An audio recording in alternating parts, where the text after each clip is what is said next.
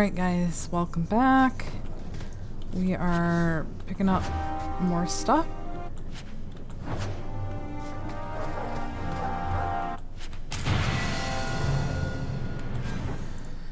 Okay, let's see here.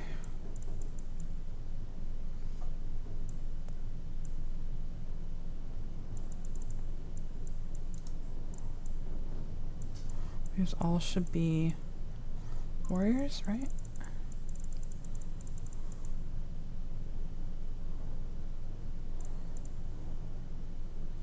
Okay. We'll take that.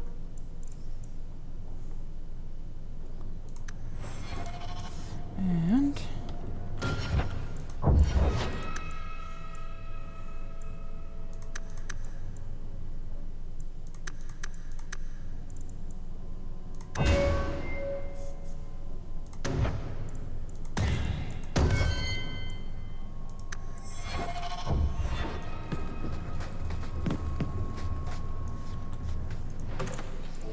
okay. So I don't think we need anything out of here. What? 5. Okay. Alright, time to read here, guys. Archon's Blade. The Archon's Guard of Harsarian are violent throughout the lands. The chant disturbs their cruel treatment of Andraste as one of the reason the Maker turned its gaze from his creation. After Harsarian converted to Andraste's teaching, he disbanded his guard and stripped them of their arms. Most of the guard's swords were destroyed, but a handful of the Archon blades are still around. Perhaps one of the blades drew the prophet's blood as Archon interrogated Andraste before her execution. Bargrave the Bold was either a hero or a traitor, depending on how you look at it. Before the exile was a common among the dwarves, only the most heinous crimes warranted a dwarf being stripped of house and sent to the surface. Bargrave qualified and was banished on accusations of regicide after killing a dwarf king on the proving stand. Bargrave spat on the assembly that pronounced his sentence before strapping on armor and leaving Garhard. Living on the surface, Bargrave's incredible fighting skills, tactical knowledge, and internet build a navy empire centered in what would one day be Antiva. His more enduring legacy was teaching human smiths, engineers, and other crafts jealously guarded dwarven secrets. Cursed by the dwarves and hailed by humans, Bargrave became a figure of much controversy. As complications as his life was, the story of Bargrave's armor is even more checkered. His armor has passed through many heroes' hands over the centuries despite the advantages it gave them. No hero using it ever survived to old age. Let's see. You've never seen a lad so taken with an axe. He carried one of the old sodding things with him wherever he went, practicing day and night. He drove his mother to distraction, he did. Even when he fully raised into the warrior caste, he refused proper weapons, said he had the feel of an axe, and that's all he needed. Over the years, he spent a small fortune having smiths layer enchantments on them. Oh, how others would sneer at those ancient things. Well, they did until Bargrave lopped off King Jurken's head on the sand. Sad business, that, and Gargo was the poorer for it. And I'm not just talking about the king. From the Memories of Gonga, a collection of stories preserved by the Shaperate of the Lost Dwarven Kingdom. As one of the earlier rulers of contemporary Elysian, Empress Jovina I created many of the traditions and practice of the imperial court. She employed the bravest and most skilled swordsmen to her guard, the Empress's arm, one of the main predecessors of the chevaliers. Her guard were given a princely gift, an enchanted Deventer blade. These blades were named for the Empress's dark side. When rivals overstepped their bounds, Juno always took to make them see her point. Tales of Emily Duvac cooks flourished among the Elysian peasants. The dashing Golden Prince was a populace who raised a huge army from his common subjects by promising to reform the aging empire. And though he never won his imperial coronet, Lord captured the hearts and the minds of generations of Orlesian dreamers while wearing this golden armor. It is said that as a young girl, even the Empress Aveline was captivated by his stories. And the vermin spun his mighty hammer, and blow tore the amaranthine band's head clean off.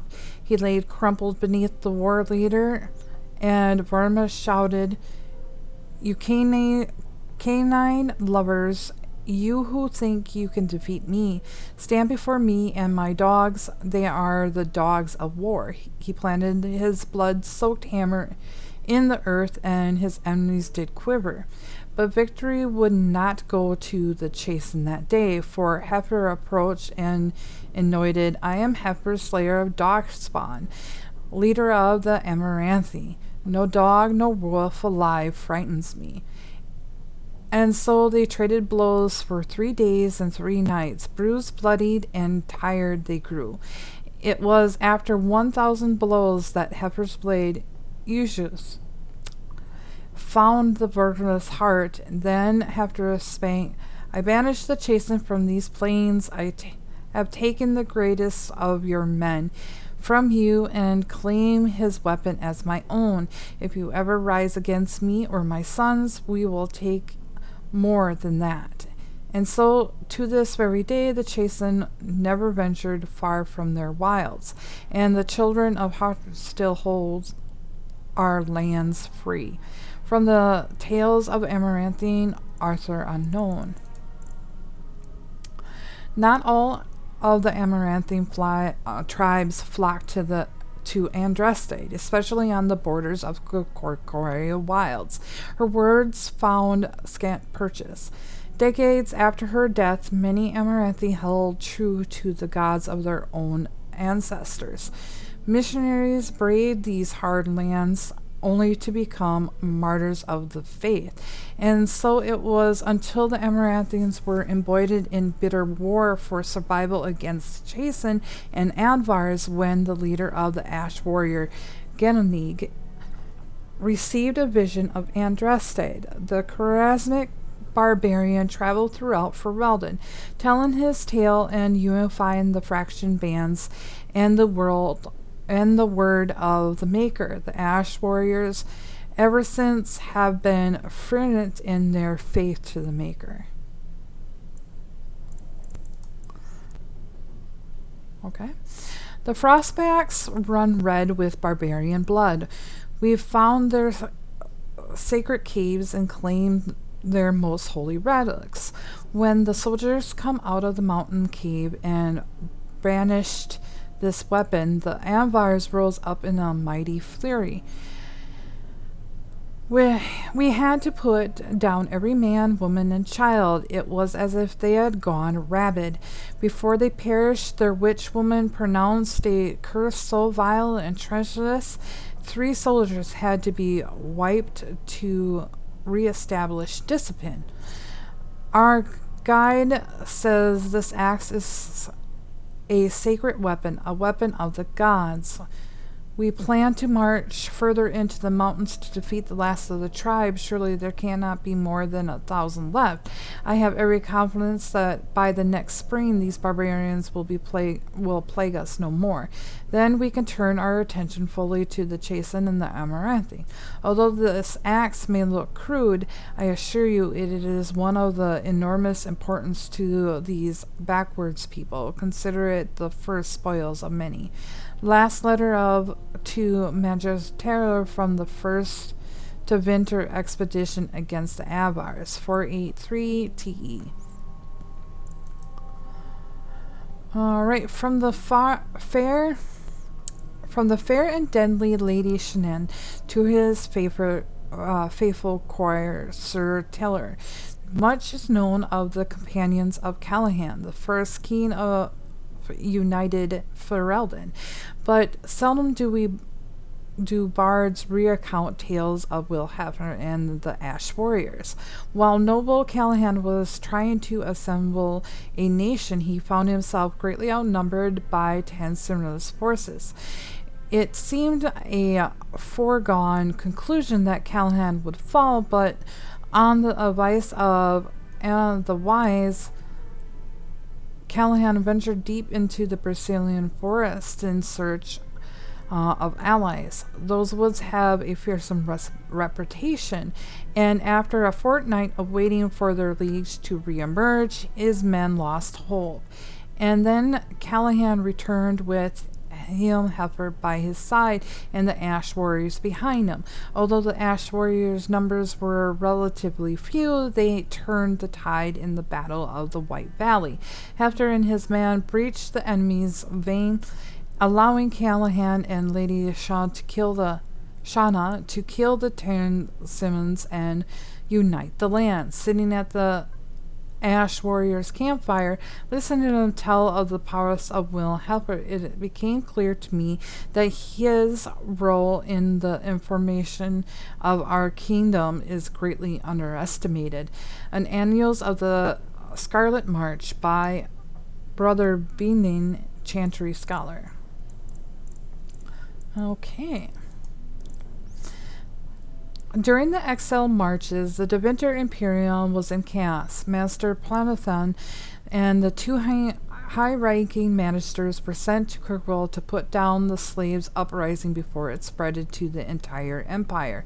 However, the League never arrived at Kirkwall. No one knows what happened to the party. Master Planathan of his fable staff. Written by a Ferelden refugee as she fled the Blight, this book of poems contains touching remnants of all she had ever had to leave behind. Readers will surely benefit from her experience. Written by a Ferelden refugee as the Blight. Okay. Okay, it's the same thing. We're going to skip that one. At the height of the Summer War, all of Olay was embroidered in a fierce battle. Over the course of the war, dozens of contenders for the imperial throne emerged. Most long forgotten except as a footnote in the Scarlet Tomb, but everyone remembers the gallant young lord Emily de Vaux, the Golden Prince. Thought outnumbered at every turn, he racked victorious upon victory, accumulating in the 7th Battle of Roses. While wearing this shield, he broke through his uncle's vanguard to win the day. He never knew the taste of defeat, instead meeting his end at the hands of a jealous lover in the dead of night. Evolving over the years, the crest of House Ivo has become much more ornate than Paragon Ivo's original design. The ancient golden amulet bears the original crest. Though the engravings are simple, the stark lines are somehow deep stirring.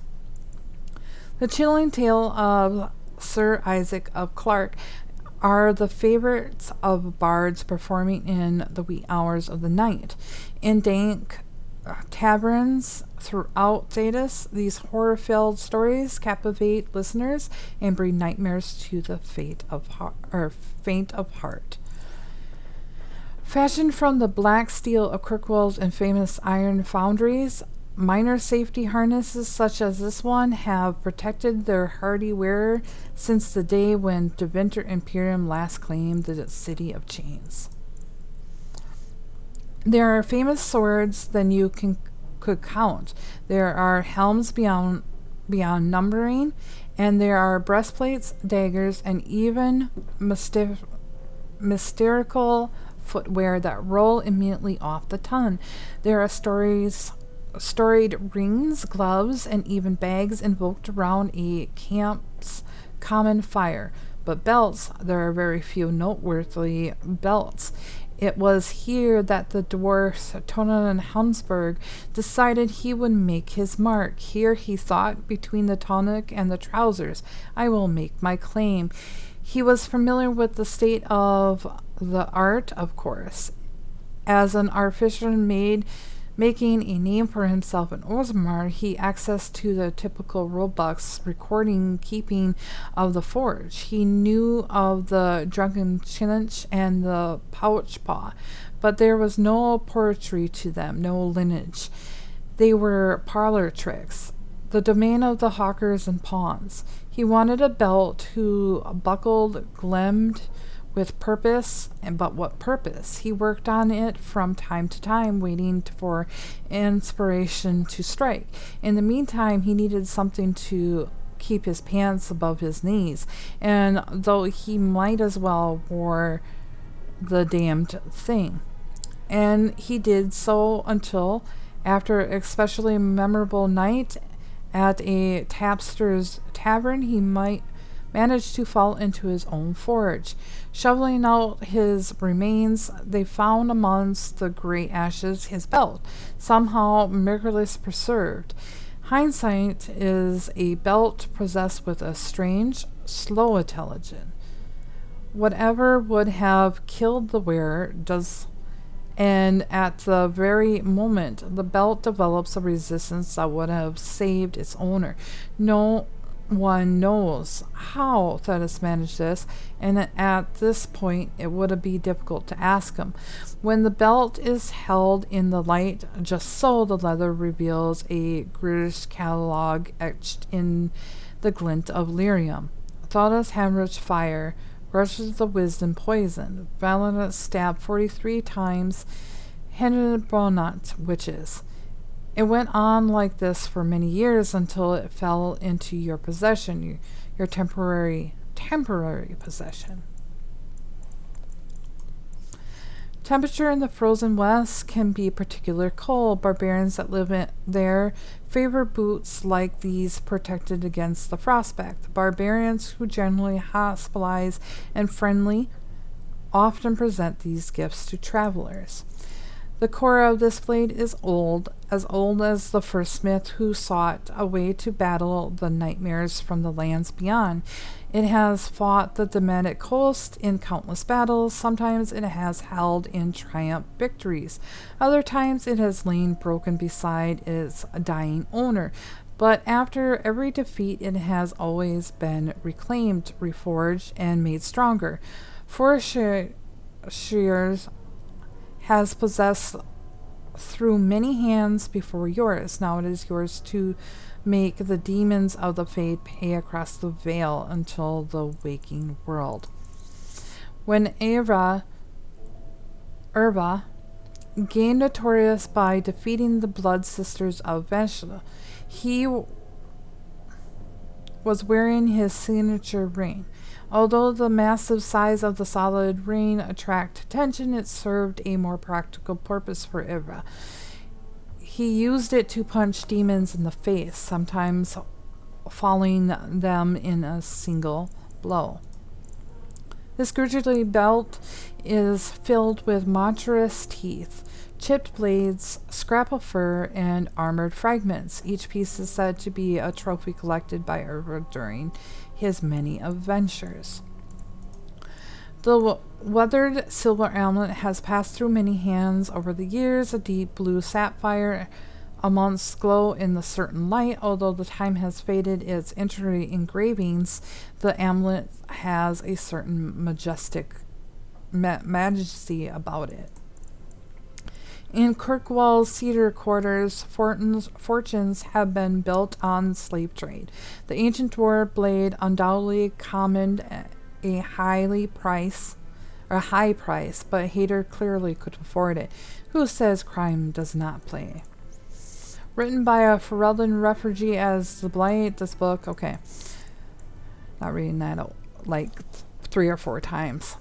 Commissioned by the infamous Navarran dragon hunter, this armor was crafted in a time when dragons had almost been hunted to extinction.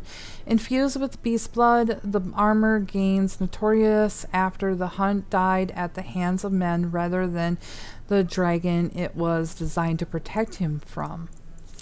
A ruined piece of charred wood hangs from its setting of the half-metal gold. Holding it over an open flame, however, reveals its powers. It's in the flickering of the flames, the gold resets into some form or shape, while the wood turns brown and reveals its grain. After averting a disaster at the Circle of Markham, Era was given this ring by the first enchanter. Though the Air of Confidence is not as eye-catching as his other famous rings, it is said that Eris always wore it, even when sleeping. The exact magical properties of the Air of Confidence are a subject of much speculation amongst minstrels. Alright. I think that is it for all our items.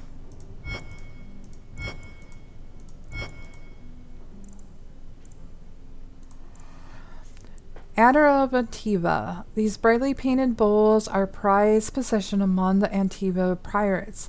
A rain of arrows can clear the deck of an approaching ship and light the flyer to its sails. Among the Magi, some still whisper of Kenneth the Renegade. Seeking freedom from beneath the Templar's heels, he fled the Chantry with a gable of his most loyal acolytes. They reached the mountains before the winter qualls and lived there as free men for one glorious season. The spring thaw brought a vast mercenary army, however, paid for and led by the Templar Order. Wanting to avoid bloodshed, Kenneth and his acolytes surrendered peacefully and allowed themselves to be made tranquil. Ugh, how terrible. This fascinating iron ring pulses with mysterious energy. As the beating of your heart increases, so does the intense of its glow. Embezzled with symbols of Chantry Templars and great scarred from use, this large iron shield bears an unseen weight. It has been warned against magic to better protect the seekers who wield it in pursuit of apostate mages. This heavy Quinori sword is an exquisite balance. Although no nick mars the edge, the bloodstain on the leather grip suggests it has seen its share of battle.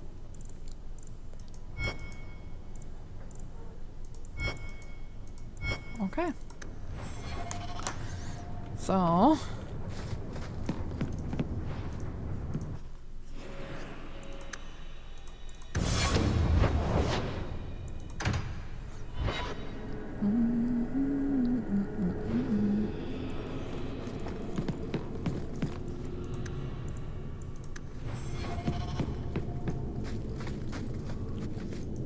already read this, right? The Templar. Yeah, I don't care.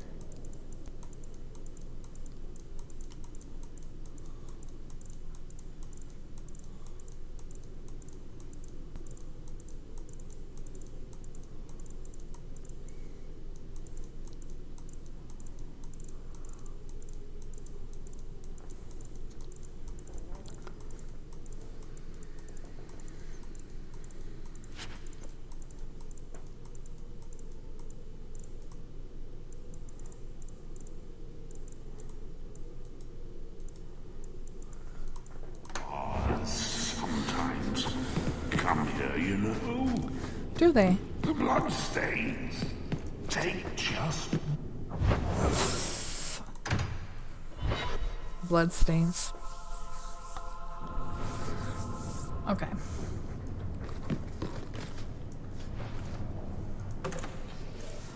Alright, big brother.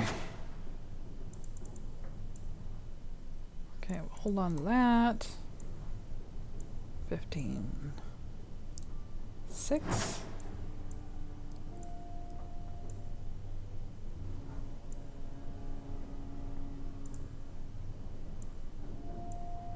6.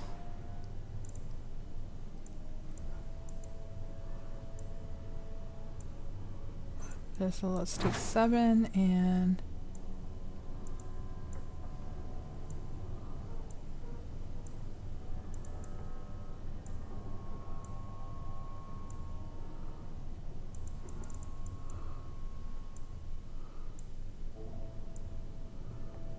seven. Keeping Barrack, Fenris, keeping Carver, that, even that,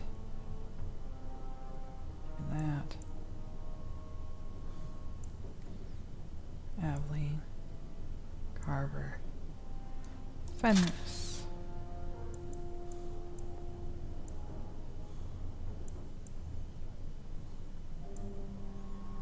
Okay.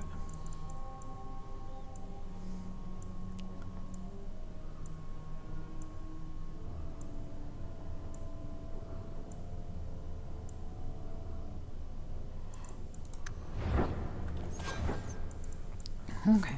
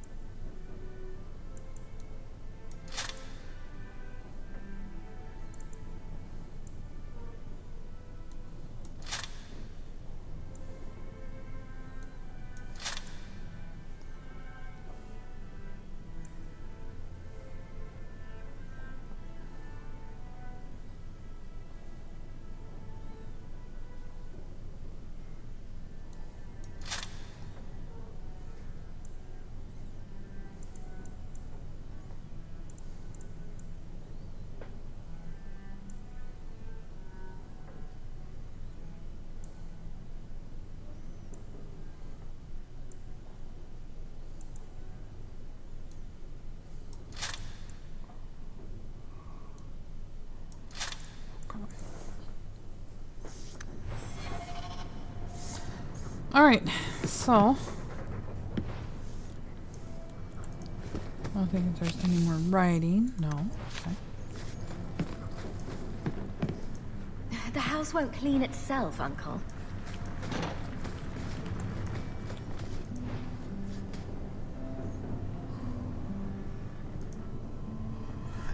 Gamblin Amel. Payment is now 2 months late, Sarar. Interest occurs as you well aware. You'll find yourself barred from our establishments unless payment is made. Think no better card sharp or numbers runner in Kirkwell will deal with you.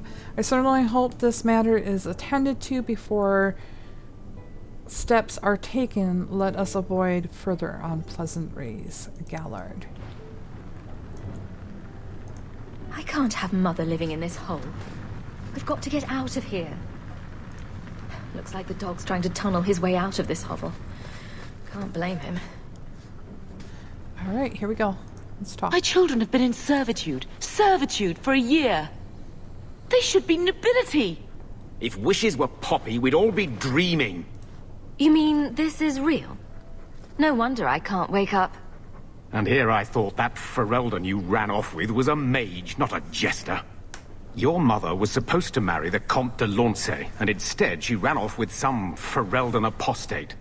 You don't get to stay the favorite when you do that. Where is Father's will? If I could just see for myself. It's not here, all right? It was read, it went in the vault. No one needed to look at it again. I know the Amels were nobility, Mother, but not much else. Why don't you ever talk about them? The Amels have been a noble family in Kirkwall since Garahel drove out the Fourth Blight.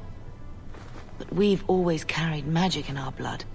It's been a stain on our lineage. No family of good standing would ever marry into a line with magic. When I chose your father, I was bringing more magic into our line, not less. I think that's what hurt my parents the most. Did Grandfather mention Mother in his will at all? Our father died when you were still in Pinafores, girl. You can hardly expect me to remember. Oh, of course not. Why should you do something reasonable? Please, Uncle. We have a right to see it for ourselves. Maybe so. But you won't be seeing the bloody thing. It's still locked up on the estate, and that's long out of my hands. What daft bastard leaves that behind? It was old news. You think I've been sitting here for 25 years waiting for Leandra to slink back? Who bought the estate, Gamlen? Perhaps I could speak to them. Was it the Reinhardts? No one you know. Get used to Lowtown, sister. That's where we're going to stay.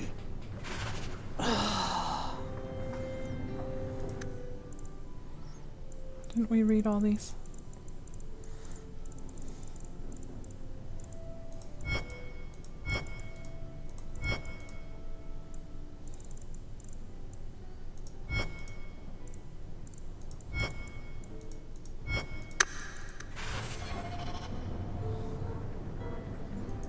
Maker, what a mess.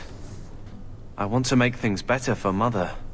But some of what Gamlen says, I'm having a hard time hating him. Playing caretaker for someone else's life. Stuck in their shadow. That's no way to live. Something you need to say? Look, if you want to join the fight over who lost the most, fine. But I never lived here. Mother even gave me her old key to try and stir something. But I didn't know Grandfather. Finding his will doesn't matter to me. Well, let's make it matter. You want a connection? This is where we'll find it. The once mighty Amels? A bunch of slavers are squatting on that dusty glory. What have you heard? Uncle's a chatty drunk. He was up to his neck and signed everything over. That's who has the estate. Apparently, the most extensive wine cellar in Kirkwall is now a slave highway from the Undercity. That's the family legacy. That sounds like an arrangement that needs to change. And what if it does? We still aren't important enough to actually live in the place. Baby steps, Carver. All right, sister. If the key works, we'll clear the estate from the Undercity up.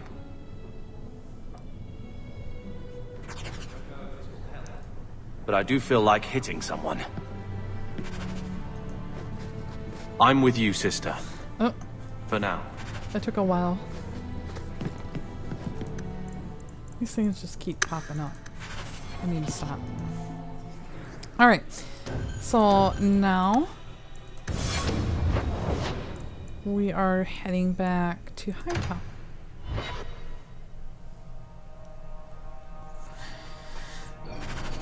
Alright, now let's go ahead and get you leveled up, brother.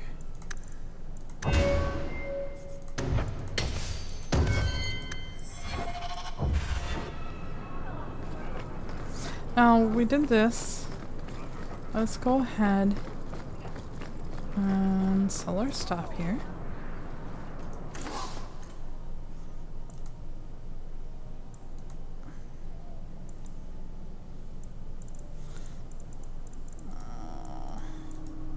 I already did. Okay. Welcome.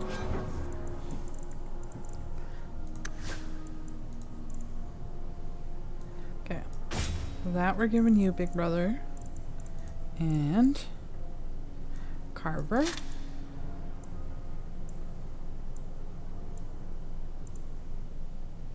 Carver. I believe they each get 2, right?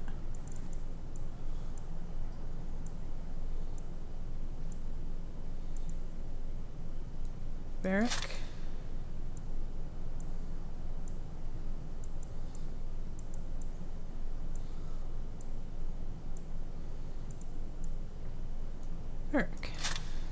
Okay, so you need rings. You can have that.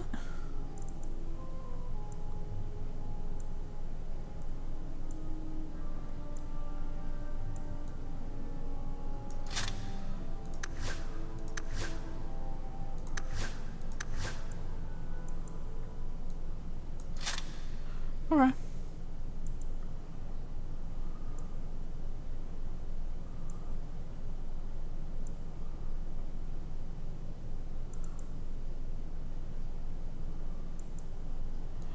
For now. Here to sell today, guardsman. So that I can take care of. We're holding on to that. Okay. Well, good luck to you then. I'm not gonna worry about over there quite yet.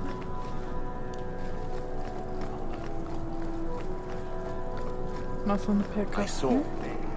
There it is. They must be oozing in from Lowtown. Kirkwell's Hightown. At the height of the winter Imperium slave trade, Kirkwell's elite prospered by dreams of archivists. Hightown was built for the weatherless slavers.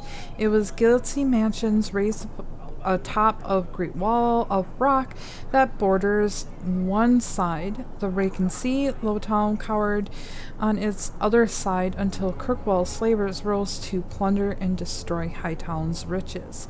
Today, Hightown's permanent buildings are the keep, home to the ruling Viscount and the Chantry, home to the Grand Cleric and the city's religious center. Both are converted estates that once housed wealthy Manchesters, rebuilt and converted after the uprising. From a pursuit of knowledge, the travels of Chantry scholar by Brother Janatibi, who, okay, very cute.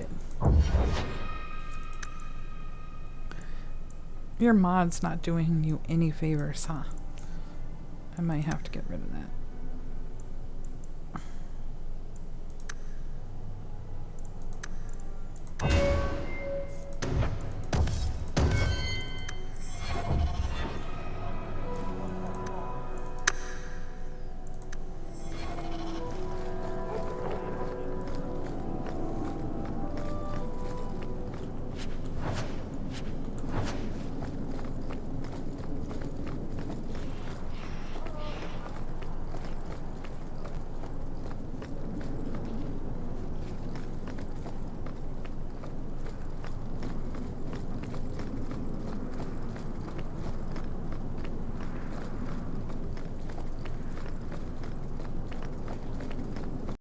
Did you?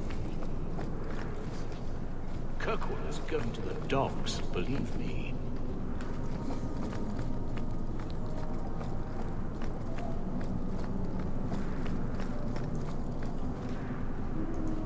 Nobody's gonna say anything? Okay then.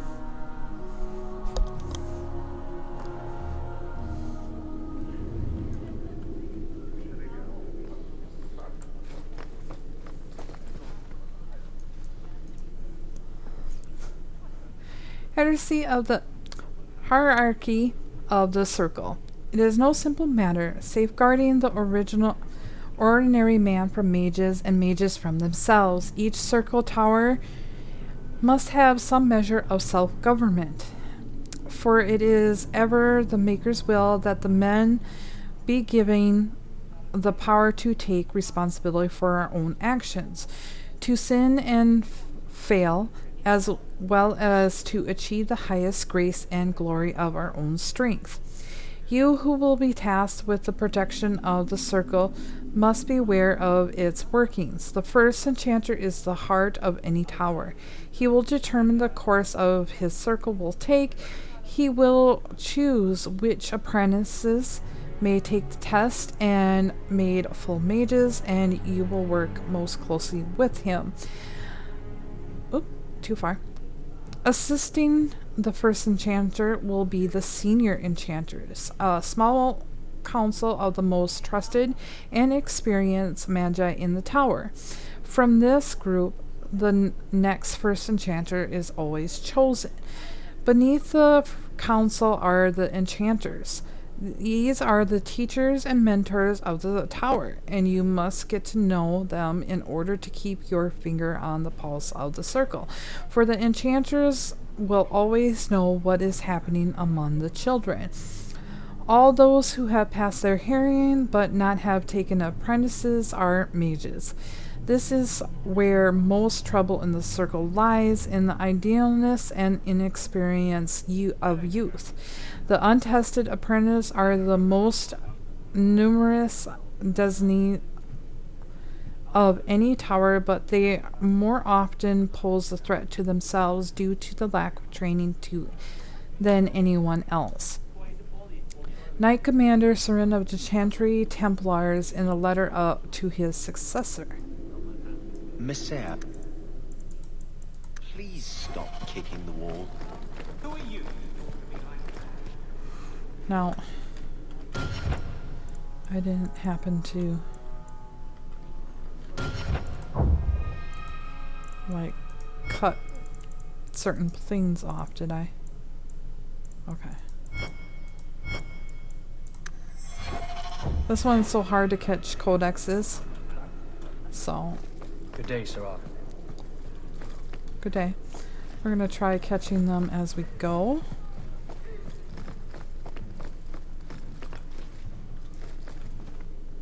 That's locked right Fine now. day, Sarah. You're cute. The Kirkwall City Guard. It is with pride that I, your Viscount, grant the authority of law and civil enforcements upon the guardsmen of the independent Kirkwall. No more will we defer to the will of foreign troops or draw a holy order into the task of unbefitting their mandate. These proud men and women will be of the people and will enforce the laws we have elected for a civil and ordered society. And should the specter of invasions return, the noble guardsmen will conscript from the population. For who better to amidst the people's will than the constables of law charged with its inspection? This is a great day, fair Kirkwall, and I am honored to appoint the first guard captain. Long may he serve the will of the free people. From Elysian Legacy, how institutions of the oppressed lineage, the speeches of Viscount Michael Lafette, collector of Philip a Bard.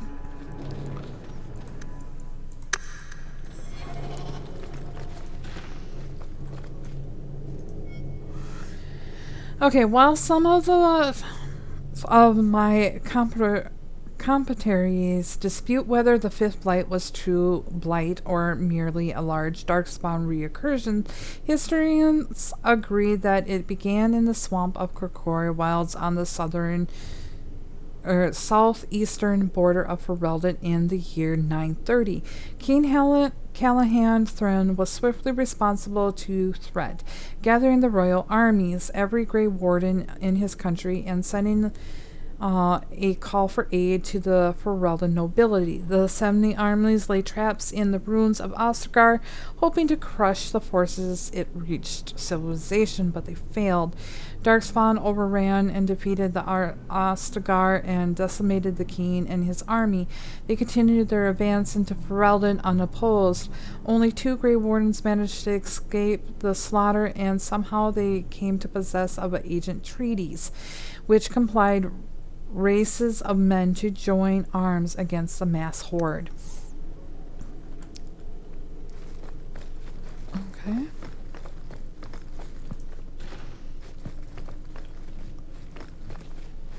Nothing in here. Varric. Thank you. I surely appreciate that. Let's give a little savey save. We'll talk to Aveline here, and then we'll end this episode.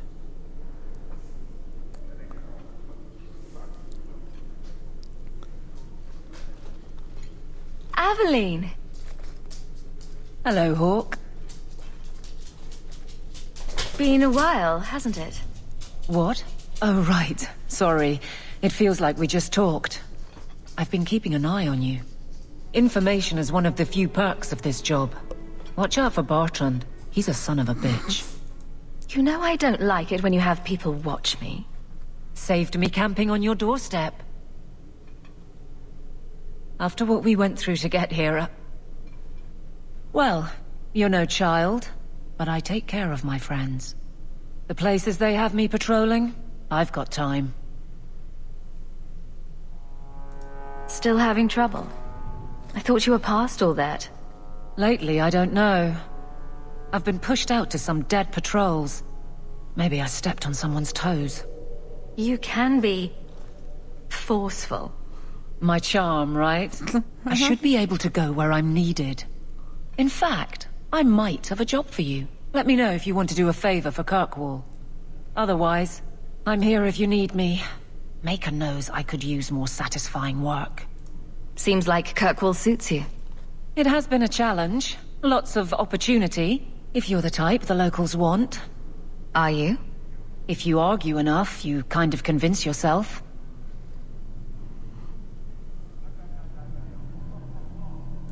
This must be a very different pace from serving King Kalen.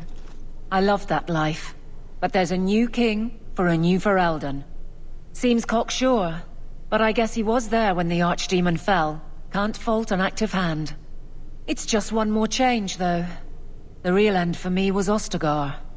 What about you, Carver? You were there. Do you feel something similar? No. All right, then. Bit of a tit, your brother. Yeah.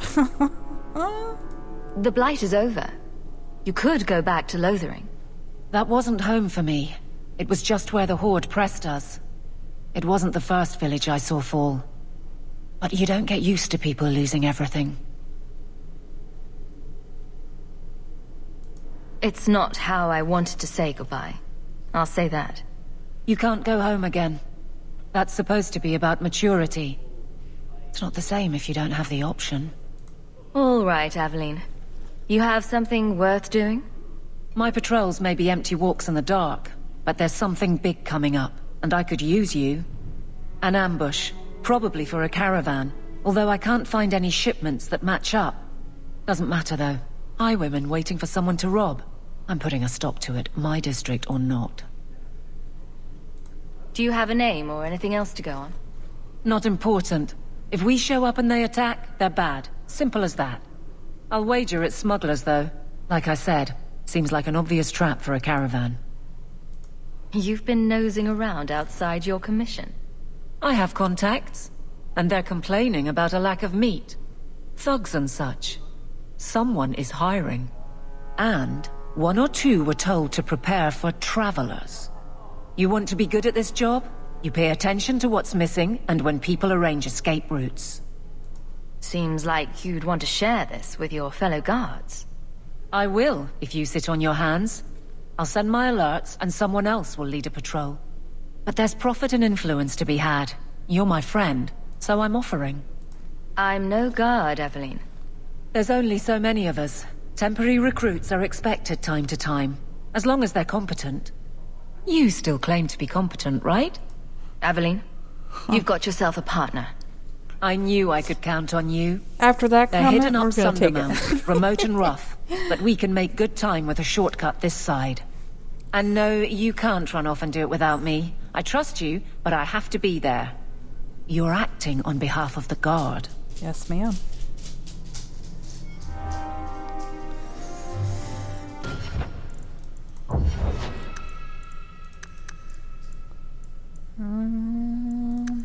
Let's go.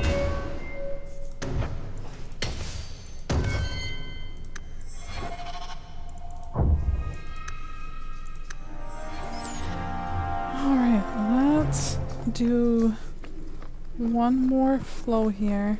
Good luck getting in. How much longer do I have? Before we go. You're getting mud on my floor. Oh, what a shame. The Divine is the turret head of the Chantry, although since the Skin split the Imperial Chantry into its own faction, there are now in fact 2 divines at one time. One divine, informally called the White Divine, is a woman housed in the Grand Cathedral in Valero. The other, known as the Black Divine, is a man housed in Argent Spire in Manathas. Neither divine recognize the existence of the other, and informal names are considered sacrilegious. No matter the gender, a divine is addressed as Most Holy, or Your Perfection. Beneath the rank of divine is the Grand Cleric. Each Grand Cleric presides over the numerous chantries and represents the highest religion authority for their region.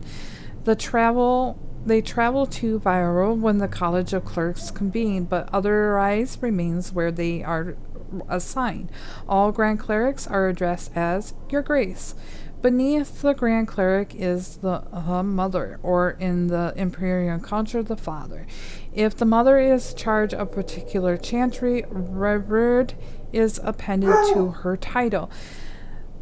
These are the priests responsible for administering to the spiritual well-being of their flock. A mother or reverence mother is addressed as Your Reverence. Brothers and sisters form the rank and file of the chantry and consist of 3 main groups: affirmed, initiates, and clerics. Affirms are the lay brethren of the chantry, those folks who have turned to the chantry for succor.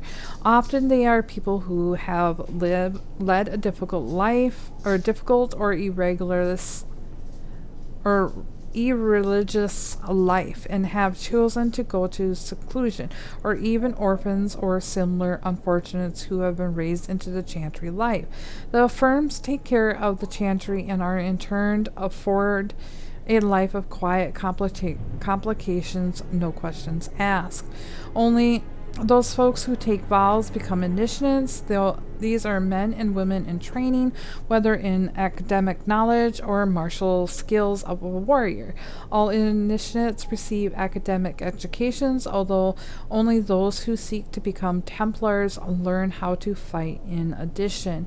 Clerics are the true academics of the chantry, those men and women who have dedicated themselves to the pursuit of knowledge. They are often found in the chantry archives, sage presiding over libraries or books and arcane knowledge. The seniors of these clerics placed in charge of the archives are given the title elder, although such a rank is still beneath that of a mother. All the brothers and sisters are addressed simply by nothing their title before their names, such as Brother Gentivi from a guide of ambassadors from Ravane. I know this is going to get really repetitive with all 3 games, a lot of the history and a lot of lore, but it's good to keep reading them, just so that we keep up with everything that we need to. And not get, You're complacent. looking well, Sarah. Thank you. The Lummery Accords. 50 years.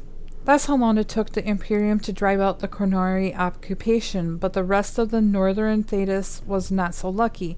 Both divines, White and Black, declared exile marches, and for the only time since the Sheem of the Chantry, they worked together. A century-long siege resulted with the giant Cornari entrenched in Antiva and Ravane, and all of Theda's growing armies against them.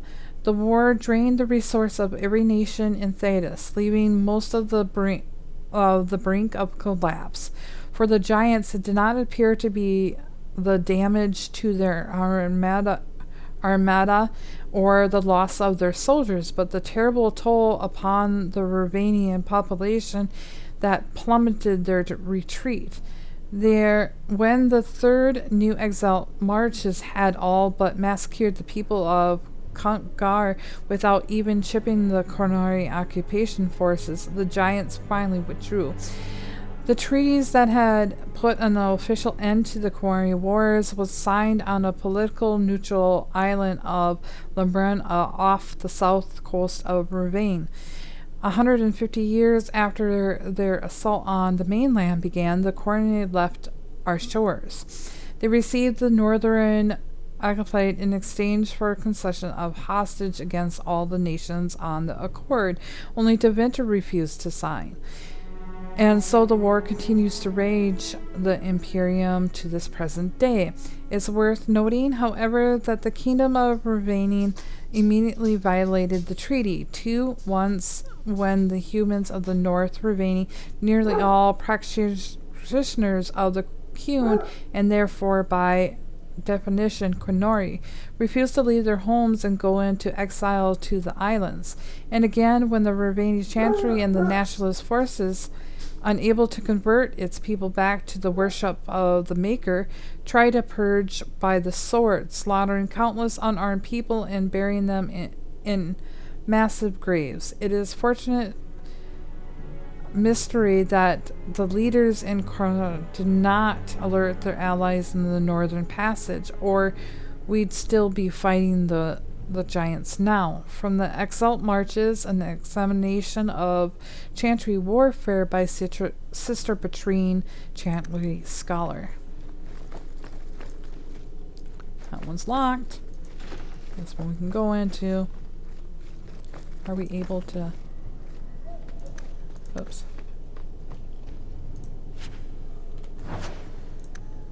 Oh, I have a mod. I keep forgetting I have a mod. That I can unlock everything.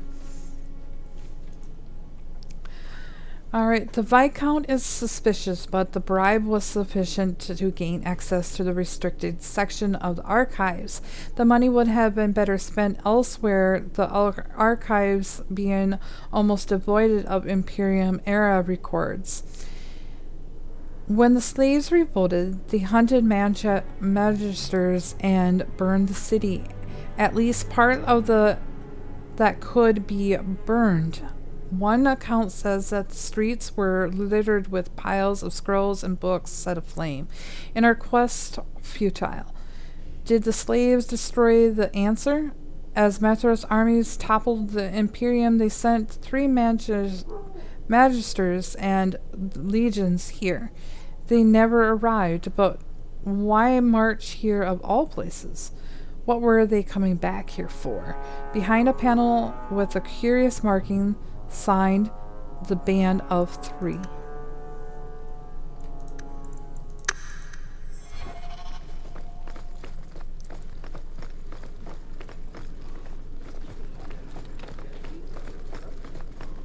Alright, so that takes us out of here.